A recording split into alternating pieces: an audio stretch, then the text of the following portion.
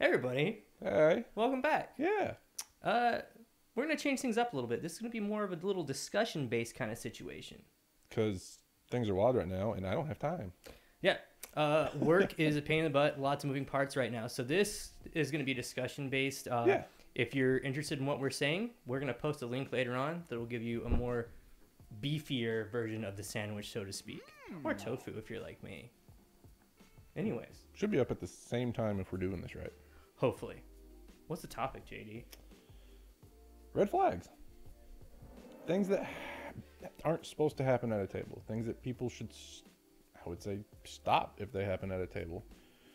Things that people should recognize that can ruin friendships and ruin games and completely destroy an entire table. We said there was 5. Yeah, we've got 5. So we're going to start right here, and we're going to go with the golden rule, essentially. Treat everybody the way you want to be treated, a.k.a. consent amongst players.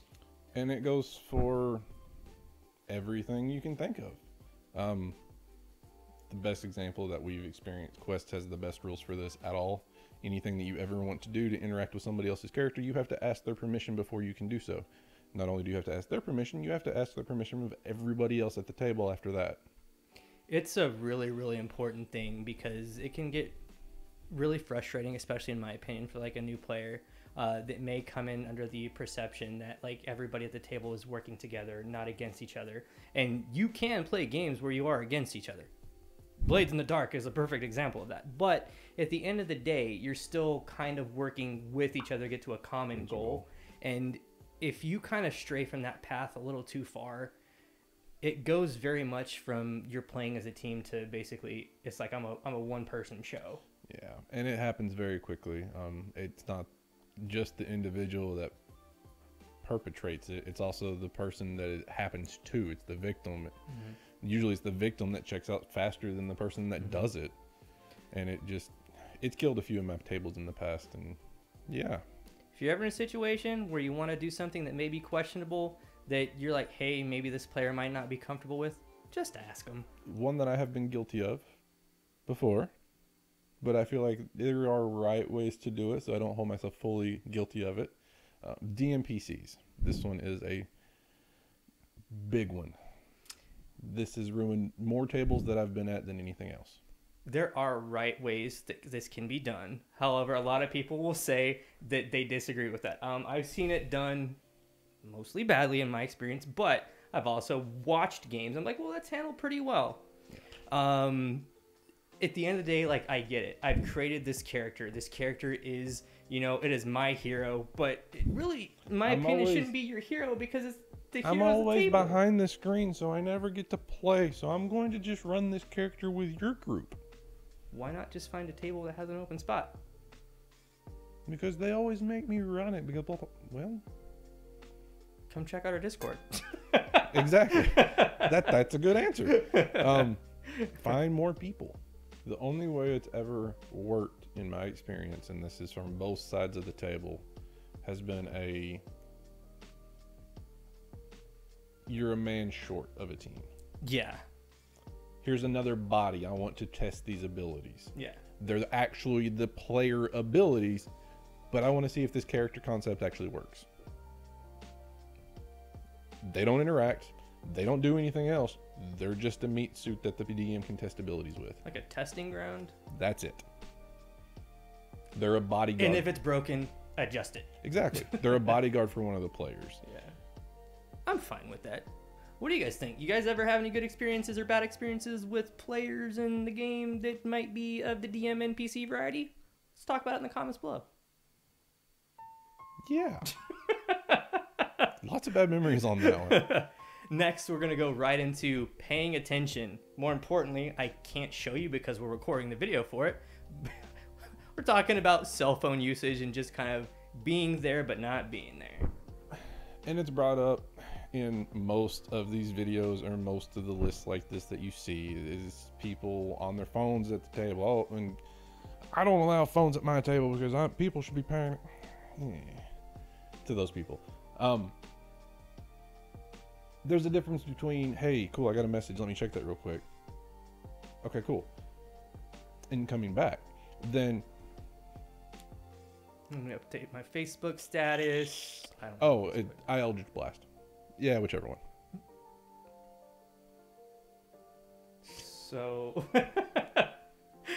There's a big difference. You can tell when somebody's not there to play. agreed. You can absolutely have your phone at the table. Most people that understand this, like you can use it as a dice roller. People are using it for Music. Yeah, oh yeah, absolutely. You're gonna have music maybe playing off of it. You're gonna be looking up your spells and looking at stuff like that. That's all fine and dandy. But if you're at the table and you're playing the game, be invested in the game, not updating your Facebook status like I said before. Posting on Instagram, sure, but do that like before game. Be there, be present. So what you're saying is, be respectful.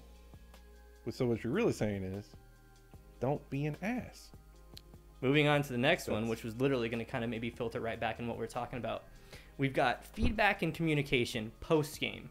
Post-game's more important than a lot of people give it credit. Post-game will shape and fix any issue, most any issue that your game and table have. Yeah. I just finished a game with another group where I'm playing some Shadow the Demon Lord. Very good, by the way. It's very good. And the guy running the game, he's new, hasn't ran very many games, and the experience he's had running it has left him feeling a little bit uncomfortable because he's not very familiar with, being on that side of the table. It's a hard thing to do for the first time. Yeah. It's intimidating. It can be scary. You're always gonna have to, well, am I doing this right? Am I doing that right? And that's the right mindset to have. And you can have those conversations about what players did or did not like at the end of the game. And I feel like as a player or a DM, it's our responsibility to kind of like take that feedback to make us better. Everybody's there to have a good time. Everybody's there to have fun. Everybody wants to enjoy your story and make it their own and have their own role in it. We're telling the story together, fam. So relax. Have fun. You're going to mess up. Yeah. It's okay. They're going to mess up. It's okay. They're going to know you messed up a lot less than you're going to know you messed up, and they're not going to care. Not really. The last one's quite a bit different. A lack of willingness to stop the game if somebody's uncomfortable.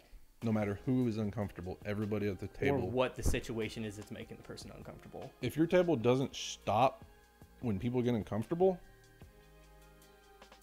if that doesn't make you uncomfortable, I don't want you at my table. No, it doesn't matter what it is. It can be something from as simple as just like morbidity, things being extra gruesome and violent, to any type of assault. If you visibly see another player kind of starting to wince, we know when somebody's not comfortable with something just looking at their body language. It's not hard. And chances are you're probably not the only person that recognizes it. And if people at the table are getting enjoyment out of that, that's the biggest red flag for me. No, I'm finding a new table. No, I'm not okay with that. And especially if you speak up about it as a player or a guide or a DM or whatever. And people are like, nah, man, it's their problem. I'm not going to lie. That's part of the reason I got into DMing is because at my table, I'm gonna run the game. I'm going to have some rules. That's a big one. Don't be an ass. You're an ass. I'm going to eject you from my game. And sometimes that is okay.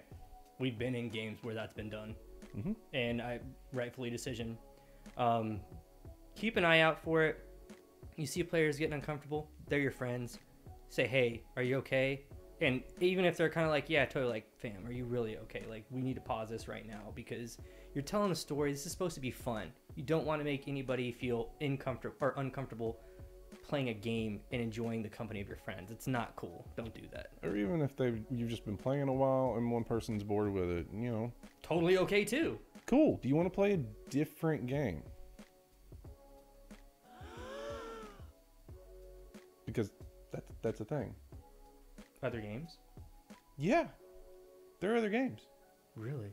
Wizards and Paizo aren't the only ones. Anyway, yeah, more about all of that in the podcast and everything. We're going to talk more about all of this in a long form. That'll be down below. Should be up at the same time. But for now, follow the Discords.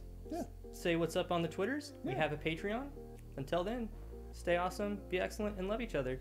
We're out. We'll see you.